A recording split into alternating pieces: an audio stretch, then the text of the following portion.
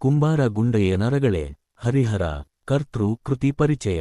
ಹಂಪೆಯ ವಿರೂಪಾಕ್ಷನವರ ಪುತ್ರ ನೆಂದೇ ಸುಪ್ರಸಿದ್ಧನಾಗಿದ್ದ ಹರಿಹರ 13ನೇ ಶತಮಾನದ ಪ್ರಮುಖ ವೀರಶೈವ ಶಿವಕವಿ, ಹಳಗನ್ನಡದ ಪ್ರಮುಖ ಮಹಾಕವಿ ಹಾಗೂ ಕ್ರಾಂತಿಕಾರಿ ಕವಿ.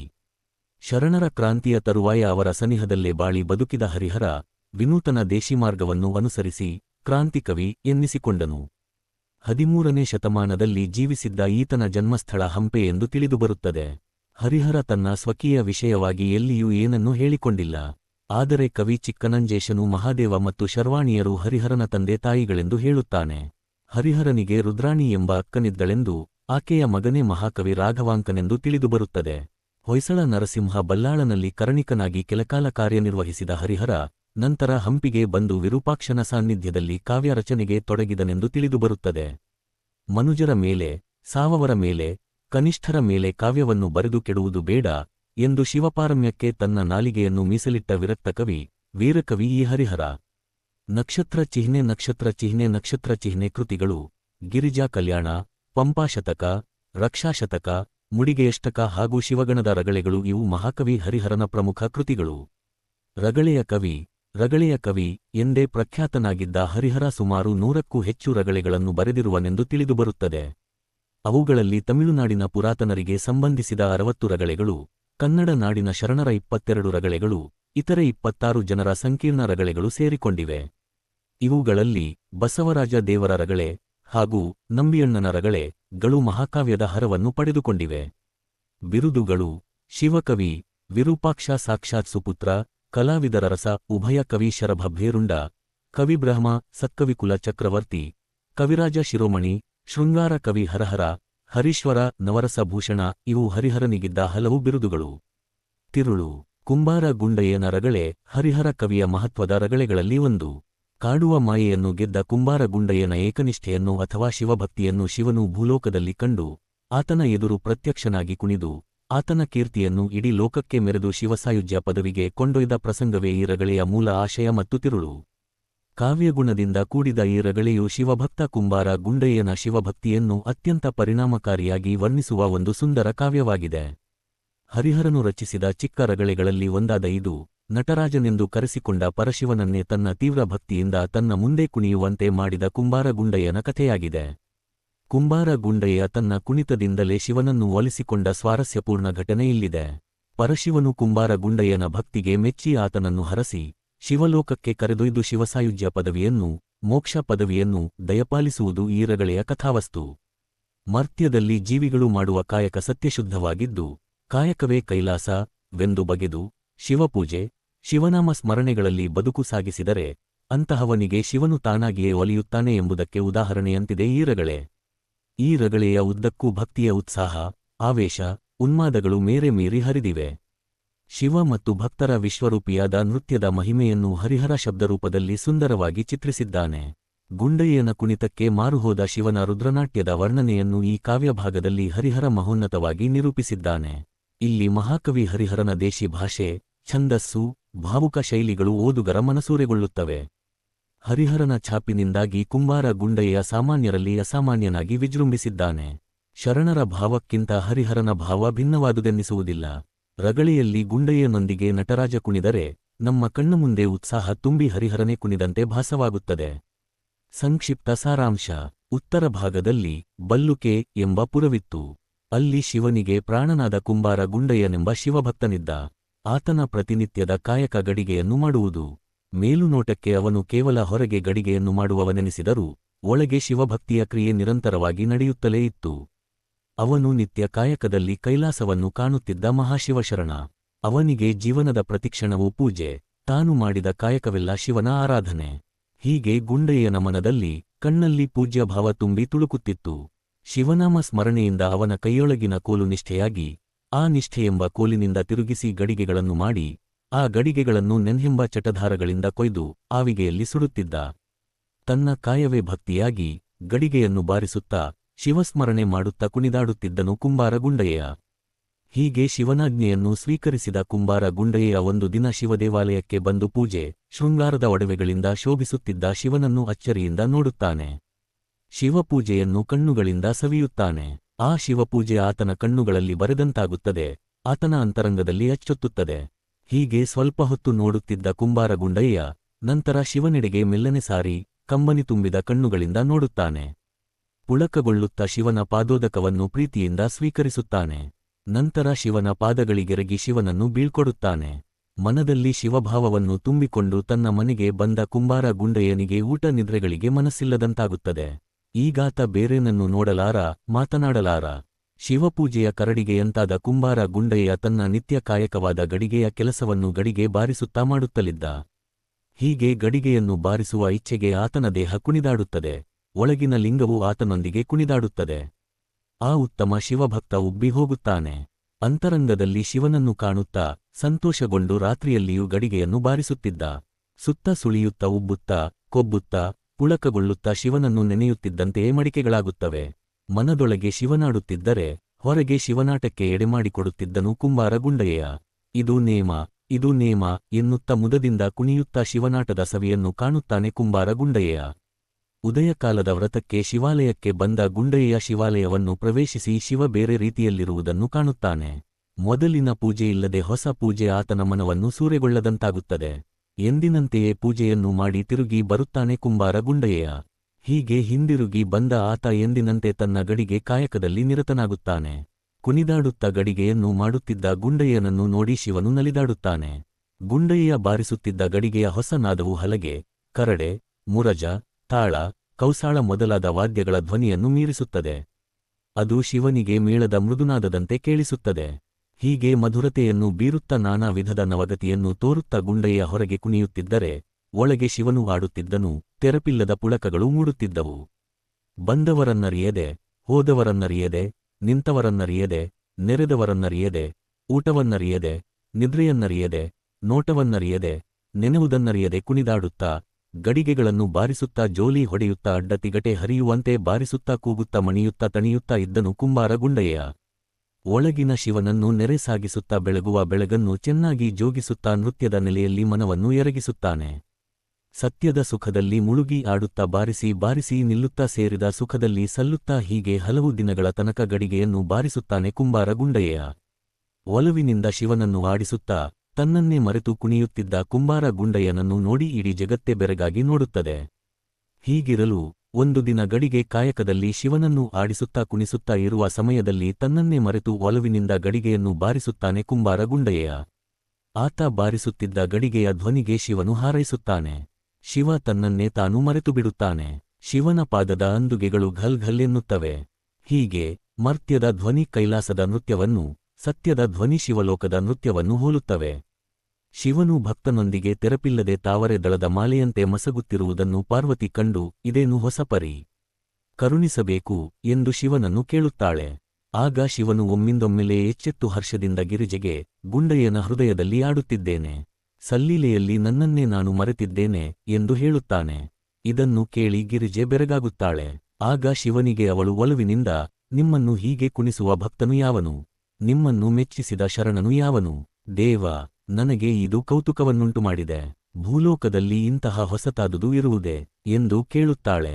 ಅದಕ್ಕೆ ಶಿವನು, ನಡೆ, ನಿನಗೂ ಭಕ್ತರ ನಿಲುವನ್ನು ತೋರಿಸುತ್ತೇನೆ, ನನ್ನ ನಾಟ್ಯದ ಫಲವನ್ನು ತೋರಿಸುತ್ತೇನೆ ಎಂದು ಹೇಳುತ್ತಾನೆ. ನಂತರ ಇಬ್ಬರೂ ಅಲ್ಲಿಂದ ಹೊರಟು ಬರುತ್ತಾರೆ. ಆಗ ಶಿವ ಪಾರ್ವತಿಯನ್ನು ಗಗನದಲ್ಲೇ ನಿಲ್ಲಿಸಿ ತಾನು ಭೂಲೋಕದಲ್ಲಿ ಅವತರಿಸುತ್ತಾನೆ. ಸುಖವನ್ನು ಹಾರೈಸುತ್ತಾ ಗುಂಡಯ್ಯನ ಮನೆಯ ಮುಂದೆ ಬಂದ ನಿಲ್ಲುತ್ತಾನೆ ಪರಶಿವ. ಆದರೆ ಇದನ್ನರಿಯದೆ ಗುಂಡಯ್ಯ ಸುಖದಿಂದ ಗಡಿಗೆಯನ್ನು ಬಾರಿಸುತ್ತಲೇ ಇರುತ್ತಾನೆ. ಒಳಗಿನ ಸುಖದಿಂದ ಹೊರಗೆ ಅಲ್ಲಾಡದೆ ಪುಳಕಿಸುತ್ತಾ ಬಾರಿಸುತ್ತಾ ಕುಣಿಯುತ್ತಿದ್ದ ಕುಂಬಾರ ಗುಂಡಯ್ಯನನ್ನು ಶಿವ ಕಂಡು ಆತನ ಕಡುನಿಷ್ಠೆಗೆ ಮೆಚ್ಚುತ್ತಾನೆ. ಆಗ ಕುಂಬಾರ ಗುಂಡಯ್ಯ ಮತ್ತಷ್ಟು ಕುಣಿದಾಡುತ್ತಾ ಶಿವನನ್ನು ಸ್ತುತಿಸುತ್ತಾ ಗಡಿಗೆಯನ್ನು ಬಾರಿಸುತ್ತಾನೆ. ಈಗ ಶಿವನು ಇನ್ನಷ್ಟು ಉತ್ಸಾಹಗೊಂಡು ಭೂಲೋಕ ಅರಿಯುವಂತೆ ಕುಣಿಯುತ್ತಾನೆ. ಶಿವ ದಿಕ್ಕುದಿಕ್ಕುಗಳಲ್ಲಿ ಪಸರಿಸಿ ತನ್ನ ಕೈಗಳನ್ನು ಮೇಲಕ್ಕೆತ್ತಿ ಒಂದು ಪಾದವನ್ನು ಪಾತಾಳಕ್ಕೆ ಒತ್ತುತ್ತಾನೆ, ಇನ್ನೊಂದು ಪಾದದಿಂದ ಬ್ರಹ್ಮಾಂಡವನ್ನು ಒತ್ತುತ್ತಾನೆ. ಆಗ ಆತನ ಕೆಂಜಡೆಗಳು ಆತನ ಬೆನ್ನ ಮೇಲೆ ಆಡತೊಡಗುತ್ತವೆ. ಸುರನದಿ ತುಳುಕಾಡುತ್ತದೆ. ಜಡೆಯಲ್ಲಿ ಶಶಿಕಲೆ ಅಲ್ಲಾಡುತ್ತದೆ. ಕಡುಚೆಲುವಾದ ಮುಂಗುರುಳು ಕುಣಿದಾಡುತ್ತದೆ. ಹೊಳೆಯುವ ಡಮರುಗ ಢಂ ಢಂ ಢಂ ನಣಲೆನ್ನುತ್ತದೆ. ತ್ರಿಶೂಲದ ಹರಿ ಅವತಾರ ತರ್ರನೆ ತಿರುಗುತ್ತದೆ. ಸರ್ಪಗಳು ಹೆಡೆಯೆತ್ತುತ್ತವೆ. ಗಜಚರ್ಮ ಆಕಾಶವನ್ನು ಸ್ವಚ್ಛ ಮಾಡುತ್ತದೆ. ಬ್ರಹ್ಮನ ಶಿರ ಬೊಬ್ಬೆ ಹಾಕುತ್ತದೆ. ಬಂಗಾರದ ಗೆಜ್ಜೆಗಳ ಧ್ವನಿ ಘಲ್ಫಲಕ್ಕೆನ್ನುತ್ತದೆ. ಹೀಗೆ ಕುಂಬಾರ ಗುಂಡಯ್ಯನ ಮುಂದೆ ನೃತ್ಯವನ್ನಾಡುತ್ತಾನೆ ಪರಶಿವ. ನಾಗಸುರಲೋಕದ ವಾದ್ಯಗಳು ಮೊಳಗುತ್ತವೆ. ತುಂಬುರರು ಉದ್ಗಡಿಸುತ್ತಾರೆ. ಶಿವನನ್ನು ಕಂಡು ಆತನ ಭಕ್ತರು ಕುಣಿಯತೊಡಗುತ್ತಾರೆ. ಶಿವಭಕ್ತರೊಂದಿಗೆ ಶಿವನು ಕುಣಿದಾಡುತ್ತಾನೆ. ಇವರಿಬ್ಬರನ್ನು ನೋಡಿ ಶಿವಗಣ ಸಮೂಹವು ಕುಣಿಯತೊಡಗುತ್ತದೆ. ಹೀಗೆ ಸರ್ವಸ್ಥಾವರ ಜಂಗಮ ಕುಣಿಯತೊಡಗುತ್ತವೆ. ಮಡಿಕೆಯ ಧ್ವನಿಗೆ ತಕ್ಕಂತೆ ಕುಣಿಯುತ್ತಾನೆ ಪರಶಿವ. ನಾನಾ ಮುಖದಾನಂದ ಹುಟ್ಟಲು, ನಾನಾ ಧ್ವನಿ ಆಕಾಶವನ್ನು ಮುಟ್ಟಲು ಗಿರಿಜೆ ಕಂಡು ಅತಿ ಆಶ್ಚರ್ಯಚಕಿತಳಾಗುತ್ತಾಳೆ. ನರಲೋಕ ಹೀಗೆ ನಾಶವಾಗಬಾರದು. ಶಿವನ ಪರಿ ಮೀರುತ್ತಿದೆ. ಅದು ಮೀರದ ಮುನ್ನವೇ ನೃತ್ಯವನ್ನು ಬಿಡಿಸಬೇಕು ಎಂದು ಗಿರಿಜೆ ಮೊರೆಯಿಡುತ್ತಾಳೆ. ಹೀಗೆ ಪಾರ್ವತಿಯ ಕರುಣಾಧ್ವನಿ ಮೊಳಗಿದುದನ್ನು ಕೇಳಿದ ಶಿವ ಮೆಲ್ಲನೆ ನೃತ್ಯವನ್ನು ನಿಲ್ಲಿಸುತ್ತಾ ತನ್ನನ್ನೇ ನೋಡುತ್ತಿದ್ದ ಪಾರ್ವತಿಗೆ ಅಭಯವನ್ನು ಕೊಡುತ್ತಾನೆ. ಕುಣಿದಾಡುತ್ತಿದ್ದ ಗುಂಡಯ್ಯನನ್ನು ನೋಡಿ ಆನಂದದಿಂದ ಆಲಿಂಗಿಸಿ ಸಂತೋಷಪಡುತ್ತಾನೆ. ಜಲಪೂರಿತ ಲೋಚನದಿಂದ ಗುಂಡಯ್ಯನನ್ನು ನೋಡುತ್ತಾ ಮತ್ತೆ ಮತ್ತೆ ಬಿಗಿದಪ್ಪುತ್ತಾ ತನ್ನ ಹೊಸ ಪುಷ್ಪಕ ವಿಮಾನದಲ್ಲಿ ಹರ್ಷದಿಂದ ಆತನನ್ನು ಹತ್ತಿಸಿಕೊಂಡು ಅವನನ್ನು ದೇವಗಣಕ್ಕೆ ತೋರಿಸುತ್ತಾನೆ. ಸೂಸುವ ಹೊಸ ಹೂಮಳೆಯಲ್ಲಿ ನೆರೆದು ವಿರಾಜಿಸುತ್ತಿದ್ದ ಮುರಜದ ಮದ್ದಲೆಯ ಧ್ವನಿಯಲ್ಲಿ ಆಕಾಶಕ್ಕೆ ನೆಗೆಯುತ್ತಾನೆ ಪರಶಿವ. ಬಳಿಕ ಗಿರಿಜೆಯಲ್ಲಿಗೆ ಬಂದ ಪರಶಿವ ಕುಂಬಾರ ಗುಂಡಯ್ಯನಿಗೆ ಭದ್ರಾಸನವನ್ನು ಮೇಳೈಸುತ್ತಾನೆ. ಗುಂಡಯ್ಯನನ್ನು ಜಗವೆಲ್ಲ ಒಲಿಯುವಂತೆ ಮಾಡುತ್ತೇನೆ. ಸೊಗಯಿಸುವ ಮಡಿಕೆಯ ಸುನಾದದಿಂದ ನನ್ನನ್ನು ಹೀಗೆ ಕುಣಿಸಿದವರುಂಟೆ, ಲೋಕದಲ್ಲಿ ಇಂಥವರುಂಟೆ ಎಂದು ಕುಂಬಾರ ಗುಂಡಯ್ಯನನ್ನು ಕೊಂಡಾಡುತ್ತಾ ಮುದ್ದಾಡುತ್ತಾ ಕುಂಬಾರ ಗುಂಡಯ್ಯನಿಗೆ ಗಣಪದವಿಯನ್ನು ಕೊಡುತ್ತಾನೆ ಪರಶಿವ. ಪ್ರಬಂಧ ಮಾದರಿಯ ಪ್ರಶ್ನೋತ್ತರಗಳು. ಪ್ರಶ್ನೆ 1. ಕುಂಬಾರ ಗುಂಡಯ್ಯನು ತನ್ನ ನಿತ್ಯದ ಮಡಿಕೆ ಕಾಯಕವನ್ನೇ ಶಿವಭಕ್ತಿಯನ್ನಾಗಿ ಪರಿವರ್ತಿಸಿದ ಪರಿಯನ್ನು ವಿವರಿಸಿ. ಪ್ರಶ್ನೆ 2. ಗುಂಡಯ್ಯನ ಏಕನಿಷ್ಠೆಯ ಭಕ್ತಿಗೆ ಮಾರುಹೋಗಿ ಪರಶಿವನು ಭೂಲೋಕದಲ್ಲಿ ಪ್ರತ್ಯಕ್ಷನಾಗಿ ಮೈಮರೆತು ಕುಣಿದ ಪ್ರಸಂಗದ ಸ್ವಾರಸ್ಯವನ್ನು ಬರೆಯಿರಿ. ಪ್ರಶ್ನೆ 3. ಊಟ ನಿದ್ರೆಯ ಪರಿವೇ ಇಲ್ಲದೆ ಕಾಯಕನಿಷ್ಠೆಯಿಂದ ಬದುಕಿದ ಕುಂಬಾರ ಗುಂಡಯ್ಯನಿಗೆ ಶಿವನು ಒಲಿದು ಮೋಕ್ಷ ಅಥವಾ ಗಣಪದವಿ ದಯಪಾಲಿಸಿದ ಔಚಿತ್ಯವನ್ನು ವಿಶ್ಲೇಷಿಸಿ. ಉತ್ತರ. ಕುಂಬಾರ ಗುಂಡಯ್ಯನ ರಗಳೆ ಶಿವಭಕ್ತ ಗುಂಡಯ್ಯನ ಅನನ್ಯ ಭಕ್ತಿಯನ್ನು ಕುರಿತು ರಚಿತವಾದ ಹರಿಹರ ಕವಿಯ ಒಂದು ಮಹತ್ವದ ರಗಳೆ. ಹರಿಹರ ರಚಿಸಿದ ಚಿಕ್ಕ ರಗಳೆಗಳಲ್ಲಿ ಇದೂ ಒಂದು. ನಟರಾಜನೆಂದು ಕರೆಸಿಕೊಂಡ ಪರಶಿವನನ್ನೇ ತನ್ನ ಗಡಿಗೆ ಕಾಯಕದ ಭಕ್ತಿಯಿಂದ ತನ್ನ ಮುಂದೆ ಕುಣಿಯುವಂತೆ ಮಾಡಿದ ಮಹಾಶಿವಭಕ್ತನ ಕಥೆಯಿದು. ಬಲ್ಲುಕೆ ಪುರದ ಕುಂಬಾರ ಗುಂಡಯ್ಯ ಮಣ್ಣು ಕಲಸಿ ಮಡಿಕೆಗಳನ್ನು ಮಾಡುತ್ತಿದ್ದ ಒಬ್ಬ ಅನನ್ಯ ಶಿವಭಕ್ತ. ಮಡಿಕೆ ಮಾಡುವುದೇ ಆತನ ನಿತ್ಯದ ಕಾಯಕವಾಗಿತ್ತು. ಇದರಿಂದಾಗಿ ಕುಂಬಾರ ಗುಂಡಯ್ಯನೆಂದೇ ಪ್ರಸಿದ್ಧನಾದ ಆತ ಮೇಲುನೋಟಕ್ಕೆ ಕೇವಲ ಹೊರಗಿನ ಮಣ್ಣನ್ನು ಕಲಸಿ ಮಣ್ಣಿನ ಮಡಿಕೆಗಳನ್ನು ಮಾಡುವವನಾಗಿದ್ದರೂ ಆತನ ಒಳಗಿನ ಭಕ್ತಿ ಕಾಯಕ ಮಾತ್ರ ನಿರಂತರವಾಗಿ ನಡೆಯುತ್ತಲೇ ಇತ್ತು. ನಿತ್ಯ ಕಾಯಕದಲ್ಲಿ ಕೈಲಾಸವನ್ನು ಕಾಣುತ್ತಿದ್ದ ಈ ಮಹಾಶಿವಶರಣನಿಗೆ ಜೀವನದ ಪ್ರತಿಕ್ಷಣವೂ ಶಿವಪೂಜೆಯೇ ಆಗಿತ್ತು. ಆತ ಮಾಡುವ ಕಾಯಕವೆಲ್ಲ ಶಿವನ ಆರಾಧನೆಯಾಗಿತ್ತು. ಹೀಗೆ ಅವನ ಮನದಲ್ಲಿ ಕಣ್ಣಲ್ಲಿ ಪೂಜ್ಯಭಾವ ತುಂಬಿ ತುಳುಕುತ್ತಿತ್ತು. ಅವನು ಮಡಿಕೆ ಮಾಡುವ ತಿಗುರಿಯ ಆಧಾರವೇ ಚಕ್ರವಾಗಿ, ಆ ಚಕ್ರವೇ ಷಟ್ಚಕ್ರವಾಗಿ ಮಡಿಕೆಯನ್ನು ಮಾಡುವ ಮಣ್ಣು ಕನಸಿನೊಳಗಿನ ಕಾಯಕವಾಗಿ ಪರಿಣಮಿಸಿತು. ಅವನ ಕೈಯೊಳಗಿನ ಕೋಲು ನಿಷ್ಠೆಯಾಗಿ, ಆ ನಿಷ್ಠೆಯೆಂಬ ಕೋಲಿನಿಂದ ತಿರುಗಿಸಿ ಮಡಿಕೆಗಳನ್ನು ಮಾಡುತ್ತಿದ್ದ ಕುಂಬಾರ ಗುಂಡಯ್ಯ. ಅವನ ಈ ಗಡಿಗೆ ಕಾಯಕವೇ ಭಕ್ತಿಯಾಗಿ, ಮಡಿಕೆಯನ್ನು ಬಾರಿಸುತ್ತಾ ಶಿವನಾಮ ಸ್ಮರಣೆ ಮಾಡುತ್ತಾ ಕುಣಿದಾಡುತ್ತಿದ್ದ ಕುಂಬಾರ ಗುಂಡಯ್ಯ. ಹೀಗೆ ಬಾರಿಸುವ ಇಚ್ಛೆಗೆ ದೇಹವನ್ನು ಅಲ್ಲಾಡಿಸುತ್ತಾ ಕುಣಿಯುತ್ತಿದ್ದ ಕುಂಬಾರ ಗುಂಡಯ್ಯನ ಜೊತೆಗೆ ಆತನ ಒಳಗಿನ ಲಿಂಗವೂ ಕುಣಿದಾಡುತ್ತದೆ. ಇದರಿಂದ ಉಬ್ಬಿಹೋದ ಆ ಭಕ್ತ ತನ್ನ ಅಂತರಂಗದಲ್ಲೇ ಶಿವನನ್ನು ಕಂಡು ಸಂತೋಷ ತಾಳುತ್ತಾನೆ. ರಾತ್ರಿಯಲ್ಲೂ ನಿಲ್ಲದೆ ಆತ ಹೀಗೆ ಗಡಿಗೆಯನ್ನು ಬಾರಿಸುತ್ತಿರಲು ಆತನ ಇಂದ್ರಿಯಗಳಲ್ಲಿ ಶಿವ ಒಲಿದು ನಲಿದಾಡುತ್ತಾನೆ. ಇಲ್ಲಿ ಗುಂಡಯ್ಯ ಕುಣಿಯುತ್ತಿದ್ದಂತೆ ಅತ್ತ ಕೈಲಾಸದಲ್ಲಿ ಶಿವನ ಹೃದಯ ಕುಣಿಯತೊಡಗುತ್ತದೆ. ಗುಂಡಯ್ಯನ ಭಕ್ತಿಗೆ ಮೆಚ್ಚಿ ಶಿವ ತನ್ನನ್ನು ತಾನೇ ಮರೆಯುತ್ತಾನೆ. ಗುಂಡಯ್ಯನ ಹೃದಯವೇ ಕೈಲಾಸವೆಂದು ತಿಳಿದು ಶಿವ ಆತನ ಹೃದಯದೊಳಗೆ ನರ್ತಿಸತೊಡಗುತ್ತಾನೆ. ಒಳಗಿನ ಸುಖದಿಂದ ಹೊರಗೆ ಅಲ್ಲಾಡದೆ ರೋಮಾಂಚನಗೊಂಡು ಮತ್ತೆ ಬಿಡದೆ ಮಡಿಕೆಯನ್ನು ಬಾರಿಸುತ್ತಿದ್ದ ಗುಂಡಯ್ಯನನ್ನು ಶಿವ ನೋಡಿ ಆತನ ಕಡುನಿಷ್ಠೆಗೆ ಮೆಚ್ಚುತ್ತಾನೆ. ಹೀಗಿರಲು ಒಂದು ದಿನ ಪರಶಿವ ತನ್ನ ಓಡೋಲಗದಲ್ಲಿ ಪಾರ್ವತಿಯ ಸಾಮೀಪ್ಯದಲ್ಲಿ ತನ್ನನ್ನೇ ಮರೆತು ಕುಣಿಯತೊಡಗುತ್ತಾನೆ. ಇದನ್ನು ಕಂಡು ಬೆರಗಾದ ಪಾರ್ವತಿ, ಇದೇನು ಹೊಸ ಪರಿ ಎಂದು ಕೇಳುತ್ತಾಳೆ. ಆಗ ಶಿವನು ಹರ್ಷದಿಂದ ಅವಳಿಗೆ, ಗುಂಡಯ್ಯನ ಹೃದಯದಲ್ಲಿ ಆಡುತ್ತಿದ್ದೇನೆ, ಶಿವಗಣದ ಸುಖದಲ್ಲಿದ್ದೇನೆ, ಸಲ್ಲೀಲೆಯಲ್ಲಿ ನನ್ನನ್ನೇ ನಾನು ಮರೆತಿದ್ದೇನೆ ಎಂದು ಹೇಳುತ್ತಾನೆ. ಇದನ್ನು ಕೇಳಿ ಬೆರಗಾದ ಪಾರ್ವತಿ ಶಿವನಿಗೆ ಒಲವಿನಿಂದ, ದೇವ, ನಿಮ್ಮನ್ನು ಹೀಗೆ ಕುಣಿಸುವ ಭಕ್ತ ಯಾರು? ನನಗೆ ಇದು ಕೌತುಕ.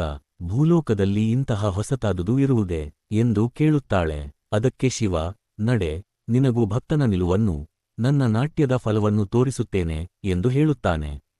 ಈ ಸೋಜಿಗವನ್ನು ಕಾಣಬೇಕೆಂದು ಆಸೆಪಟ್ಟ ಗಿರಿಜೆಯನ್ನು ನಿರಾಶೆಗೊಳಿಸಲಾರದೆ ಶಿವ ಗುಂಡಯ್ಯನ ಭಕ್ತಿಯ ಪರಿಯನ್ನು ತೋರಿಸಲು ಆಕೆಯನ್ನು ತನ್ನ ಜೊತೆ ಕರೆದುಕೊಂಡು ಹೊರಡುತ್ತಾನೆ.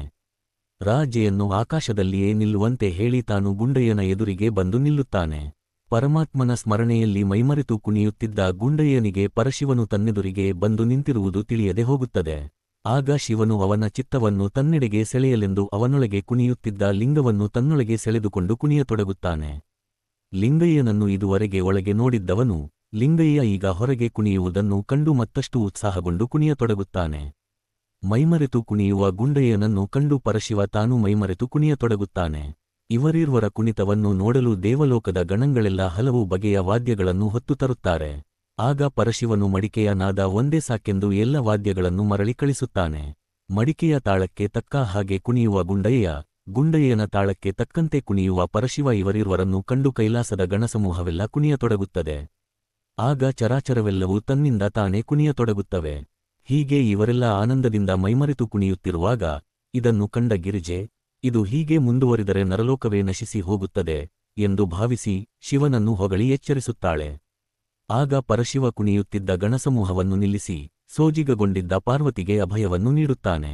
ಕುಣಿಯುತ್ತಿದ್ದ ಗುಂಡಯ್ಯನನ್ನು ಕಂಡು ಆನಂದದಿಂದ ಆಲಂಗಿಸಿ ಆನಂದ ಭಾಷ್ಪವನ್ನು ಸುರಿಸುತ್ತಾ ತಾನೇರಿ ಬಂದಿದ್ದ ಪುಷ್ಪಕ ವಿಮಾನದಲ್ಲಿ ಗುಂಡಯ್ಯನನ್ನು ಕರೆದುಕೊಂಡು ಹೋಗುತ್ತಾನೆ. ಹೀಗೆ ಪರಶಿವನು ಗುಂಡಯ್ಯನ ಭಕ್ತಿಗೆ ಮೆಚ್ಚಿ ಅವನಿಗೆ ಗಣಪದವಿಯನ್ನಿತ್ತು ಹರಸುತ್ತಾನೆ.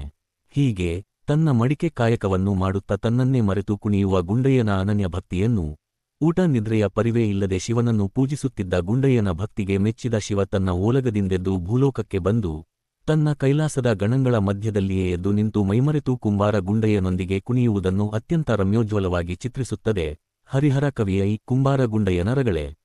ಮರ್ತ್ಯದಲ್ಲಿ ಜೀವಿಗಳು ಮಾಡುವ ಕಾಯಕವು ಸತ್ಯಶುದ್ಧವಾಗಿದ್ದು, ಕಾಯಕವೇ ಕೈಲಾಸವೆಂದು ಬಗೆದು ಶಿವಪೂಜೆ, ಶಿವನಾಮ ಸ್ಮರಣೆಗಳಲ್ಲಿ ಬದುಕು ಸಾಗಿಸಿದರೆ ಅಂತಹವರಿಗೆ ಶಿವನು ತಾನಾಗಿಯೇ ಒಲಿಯುತ್ತಾನೆ ಎಂಬುದಕ್ಕೆ ಉದಾಹರಣೆಯಂತಿದೆ ಈ ರಗಳೆ.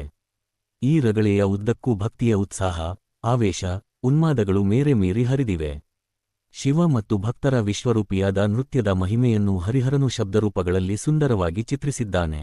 ಗುಂಡಯ್ಯನ ಕುಣಿತಕ್ಕೆ ಮಾರುಹೋದ ಶಿವನ ರುದ್ರನಾಟ್ಯದ ವರ್ಣನೆಯನ್ನು ಹರಿಹರ ಮಹೋನ್ನತವಾಗಿ ನಿರೂಪಿಸಿದ್ದಾನೆ. ಇನ್ನು ಮಹಾಕವಿ ಹರಿಹರನ ಭಾವ, ದೇಶೀಯ ಭಾಷೆ, ಛಂದಸ್ಸು, ಭಾವುಕ ಶೈಲಿಗಳು ಸಹಿತ ಅನನ್ಯವಾದವುಗಳು. ಶರಣರ ಭಾವಕ್ಕಿಂತ ಹರಿಹರನ ಭಾವ ಭಿನ್ನವಾದುದಲ್ಲ. ರಗಳೆಯಲ್ಲಿ ಗುಂಡಯ್ಯನೊಂದಿಗೆ ನಟರಾಜ ಕುಣಿದರೆ ನಮ್ಮ ಕಣ್ಣ ಮುಂದೆ ಉತ್ಸಾಹ ತುಂಬಿ ಹರಿಹರನೇ ಕುಣಿದಂತೆ ಭಾಸವಾಗುತ್ತದೆ. ಹರಿಹರನ ದೇಶಿ ಭಾಷೆ, ಛಂದಸ್ಸು, ಭಾವುಕ ಶೈಲಿಗಳು ಓದುಗರ ಮನಸೂರೆಗೊಳ್ಳುತ್ತವೆ. ಹರಿಹರನ ಕಾವ್ಯ ಪ್ರತಿಭೆಯಿಂದಾಗಿ ಕುಂಬಾರ ಗುಂಡಯ್ಯ ಸಾಮಾನ್ಯರಲ್ಲಿ ಅಸಾಮಾನ್ಯನಾಗಿ ವಿಜೃಂಭಿಸಿದ್ದಾನೆ. ಟಿಪ್ಪಣಿ ಬರೆಯಿರಿ. ಕುಂಬಾರ ಗುಂಡಯ್ಯ. ಪ್ರಶ್ನೆ 1. ಕುಂಬಾರ ಗುಂಡಯ್ಯ ಕಲ್ಪನೆಯನ್ನು ಕುರಿತು ಟಿಪ್ಪಣಿ ಬರೆಯಿರಿ. ಉತ್ತರ. ಪೀಠಿಕೆ. ಮಹಾಕವಿ ಹರಿಹರನು ರಚಿಸಿದ ಚಿಕ್ಕ ರಗಳೆಗಳಲ್ಲಿ ಕುಂಬಾರ ಗುಂಡಯ್ಯನ ರಗಳೆ ಅತ್ಯಂತ ಪ್ರಮುಖವಾದುದು. ಈ ಕಾವ್ಯಭಾಗದ ಕೇಂದ್ರ ಬಿಂದುವೆ ಕುಂಬಾರ ಗುಂಡಯ್ಯ. ಈತನು ತನ್ನ ಕಾಯಕನಿಷ್ಠೆ ಮತ್ತು ಅನನ್ಯ ಶಿವಭಕ್ತಿಯಿಂದ ಸಾಮಾನ್ಯರಲ್ಲಿ ಅಸಾಮಾನ್ಯನಾಗಿ ವಿಜೃಂಭಿಸಿದ ಒಬ್ಬ ಮಹಾಶಿವಶರಣ. ಕಾಯಕವೇ ಕೈಲಾಸ, ಬಲ್ಲುಕೆ ಎಂಬ ಪುರದಲ್ಲಿದ್ದ ಕುಂಬಾರ ಗುಂಡಯ್ಯನ ನಿತ್ಯದ ಕಾಯಕ ಮಣ್ಣು ಕಲಸಿ ಮಡಿಕೆಗಳನ್ನು ಮಾಡುವುದಾಗಿತ್ತು.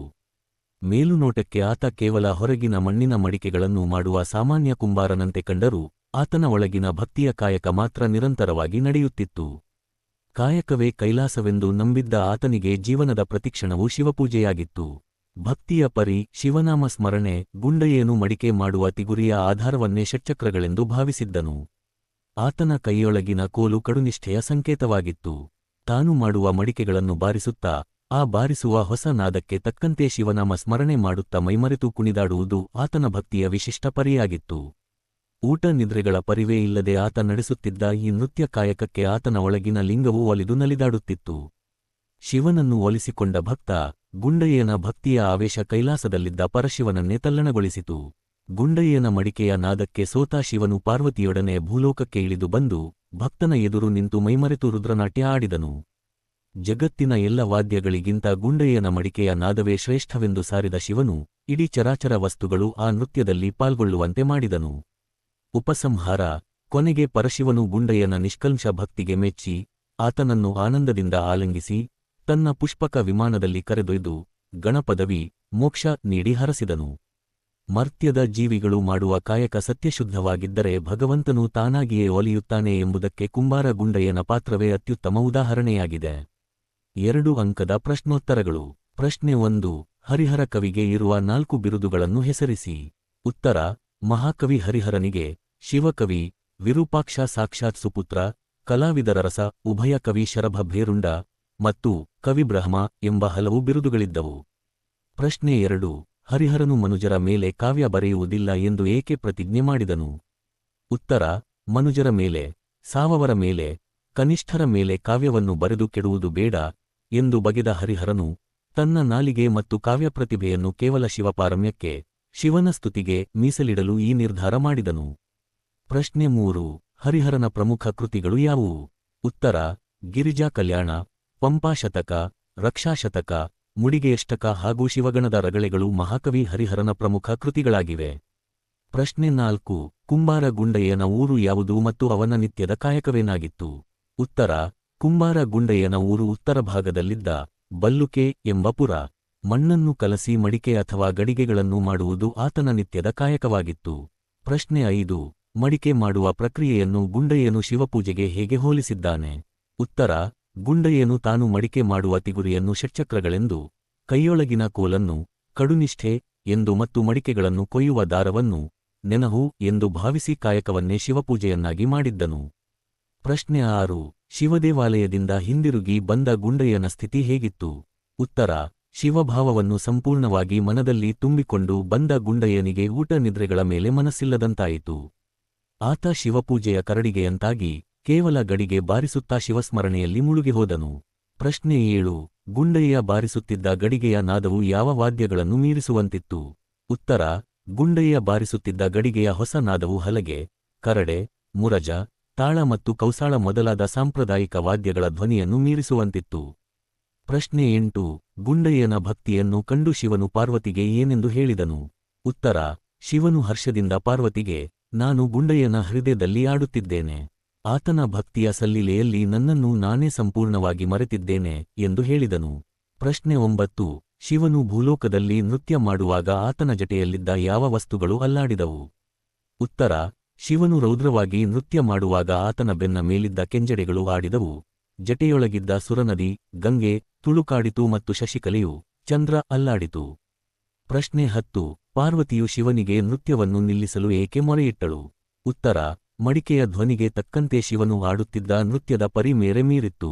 ಇದನ್ನು ಹೀಗೆಯೇ ಬಿಟ್ಟರೆ ಇಡೀ ನರಲೋಕವೇ ನಾಶವಾಗಿ ಹೋಗುತ್ತದೆ ಎಂದು ಹೆದರಿ ಪಾರ್ವತಿಯು ನೃತ್ಯವನ್ನು ನಿಲ್ಲಿಸಲು ಮೊರೆಯಿಟ್ಟಳು. ಪ್ರಿಯ ಪ್ರೇಕ್ಷಕರೇ, ನನ್ನ ಇತ್ತೀಚಿನ ಎಲ್ಲಾ ವಿಡಿಯೋಗಳ ಲಿಂಕ್ಗಳನ್ನು ನಾನು ಕುವೆಂಪು ಸಾಹಿತ್ಯ ಪ್ರಕಾಶನ ಹಾಗೂ ಸಾಹಿತ್ಯಶ್ರೀ ಬ್ಲಾಗ್ನಲ್ಲಿ ನೀಡಿದ್ದೇನೆ. ಅಲ್ಲಿ ನೀವು ಈ ವಿಡಿಯೋಗಳನ್ನು ಸುಲಭವಾಗಿ ಓದುವ ಟೆಕ್ಸ್ಟ್ ರೂಪದಲ್ಲೂ ಕಾಣಬಹುದು. ಲಿಂಕ್ಗಳಿಗಾಗಿ ದಯವಿಟ್ಟು ಕೆಳಗಿನ ಡಿಸ್ಕ್ರಿಪ್ಷನ್ ಬಾಕ್ಸ್ ಗಮನಿಸಿ ಮತ್ತು ಕ್ಲಿಕ್ ಮಾಡಿ.